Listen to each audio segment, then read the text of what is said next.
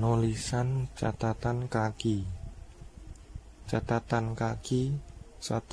Pengertian 2. Jenis 3. Tujuan penulisan 4. Fungsi 5. Cara membuat 6. Contoh penulisan 7. Singkatan.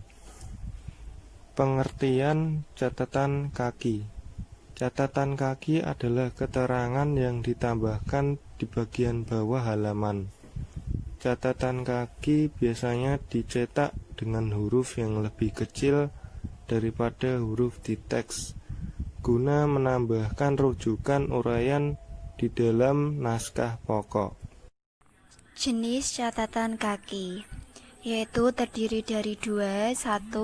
Catatan kaki lengkap, ditulis lengkap dengan mencantumkan nama pengarang, judul buku, nama atau nomor seri jika ada, jumlah jilid jika ada, nomor cetakan, nama penerbit, tahun terbit, dan nomor halaman.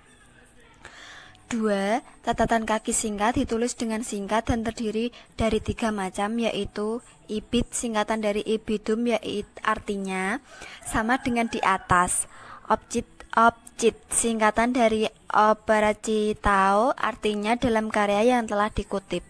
Lokcit, singkatan dari lokocitato, artinya tempat yang telah dikutip.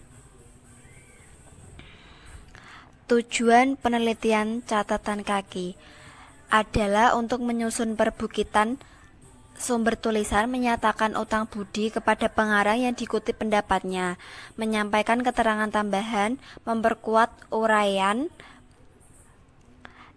intisasi, keterangan insidental, materi penjelas yang kurang penting, perbaikan dan pandangan yang bertentangan, dan merujuk bagian lain teks, uraian pada halaman lain sebelum dan sesudahnya.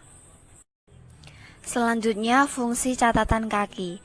1. Memberikan keterangan dan penjelasan tentang sumber dari kutipan penyusunan daftar bacaan pada karya ilmiah supaya dapat dimengerti oleh pembaca. 2. Untuk menghargai sumber kutipan yang dikutip, supaya pembaca karya ilmiah mengetahui sumber kutipan yang digunakan. Dan 3. Untuk menunjukkan referensi lain supaya pembaca karya ilmiah dapat mengetahui ulasan yang lebih jelas mengenai istilah yang digunakan. Selanjutnya adalah cara membuat catatan kaki. 1. Penulisannya dipisah oleh garis yang panjangnya 14 karakter dari margin sebelah kiri dan berjarak 4 spasi dari tulisan atau teks. Yang kedua, diketik atau ditulis dengan 1 spasi. Yang ketiga, harus diberikan nomor. Yang keempat, nomor pada catatan kaki diketik dengan jarak 6 karakter dari margin sebelah kiri. Nomor 5, kalau catatan kakinya lebih dari 1 baris, maka pada baris yang kedua maupun selanjutnya dimulai seperti margin teks yang biasanya tepat pada margin bagian sebelah kiri. Yang keenam, kalau catatan kakinya lebih dari 1, maka jarak antar catatan kaki dengan catatan kaki yang lainnya sama seperti jarak spasi pada teks. Selanjutnya nomor 7, yaitu catatan kaki harus ditulis pada halaman yang sama. Jika terlalu panjang, lebih baik potong teksnya daripada memotong catatan kaki. Yang ke-8, berjarak 3 cm dengan margin bagian bawah, seperti halnya pada aturan teks. Yang ke-9, jika nama pengarang 2-3 orang, maka harus ditulis semuanya. Sedangkan jika nama pengarangnya lebih dari 3 orang, maka ditulis saja nama pengarang yang pertama, lalu di belakangnya ditulisi @al atau DKK. Yang ke-10, pengarang harus ditulis sesuai nama aslinya. Pangkat dan gelar tidak perlu ditulis. Yang ke-11, judul buku atau sumber harus diberi garis bawah. Jika diketik dengan komputer, maka harus dicetak miring. Yang ke-12, ibid digunakan ketika catatan kaki yang satu dengan yang lainnya berketerangan sama tanpa diselingi oleh catatan kaki lain. Yang ke-13, op.z digunakan ketika mengutip dari 2 sumber yang sama akan tetapi ditulis pada catatan kaki yang tidak berurutan dan letaknya pada halaman berbeda. Yang ke-14, log.z digunakan sama seperti yang di atas tapi digunakan pada halaman yang sama yang telah disisipi oleh referensi orang yang lain dari halaman yang sama. Yang ke-15, kalau keterangan Mengenai referensi suatu artikel atau buku, penulisannya hampir mirip seperti daftar pustaka, tapi nama penulisnya tidak dibalik. Contoh pencatatan kaki. 1. Khairil Anwar. Aku ini binatang jalang.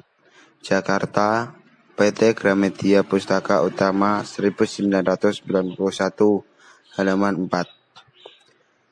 2. Contoh penulisan catatan kaki jika referensinya pada buku karangan menggunakan 4 penulis atau lebih. 3. Mahmud Hidayat, Bahasa dan Sastra Indonesia, Klaten, Citra Aji Parama 2004, halaman 45. Singkat dalam pencatatan kaki. 1. Ibid, singkatan dari ibidem, maksudnya adalah di tempat yang sama dan belum diselingi dengan kutipan lain. 2. Objit, singkatan dari opere citato, yang artinya dalam karangan yang telah disebut dan diselingi dari sumber lain.